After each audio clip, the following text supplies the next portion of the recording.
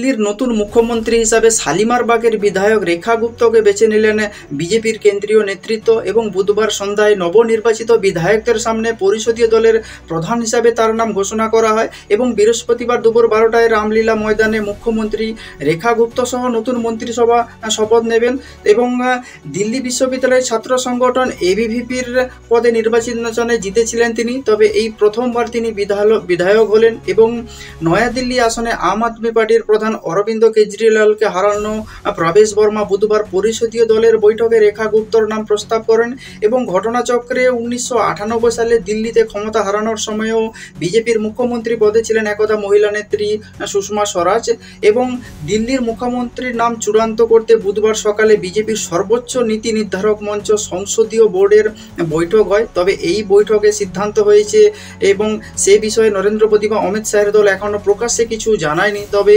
কেন্দ্রীয় পর্যবেক্ষক হিসাবে রবিশঙ্কর প্রসাদ এবং ওম প্রকাশ ধনকড়ের নাম ঘোষিত হয় এবং সন্ধ্যায় পরিষদীয় দলের বৈঠকে নবনির্বাচিত বিধায়কদের সামনে আনুষ্ঠানিকভাবে ঘোষণা করেন কেন্দ্রের দুই পর্যবেক্ষক এবং 27 বছর পরে ফের দিল্লির ক্ষমতায় ফিরেছে বিজেপি এবং দিল্লির 70টি বিধানসভা আসনের মধ্যে বিজেপি জয়ী হয়েছে 48টি আসনে।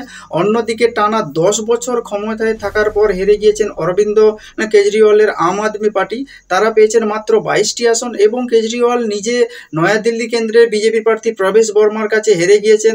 গত 5ই ফেব্রুয়ারি যে গণপর্বের 11 দিন পর অবশেষে মুখ্যমন্ত্রী হিসাবে রেখা গুপ্তর নাম ঘোষণা করল পদ্মশিবির।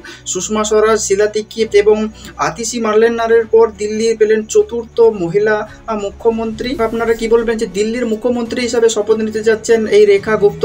এবং আপনারা যদি এই বিষয়ে কোনো কিছু বলতে চান তাহলে অবশ্যই কমেন্টস করতে পারেন কমেন্টস বক্সে। আর নজর রাখুন নাচিন্দা টিভি।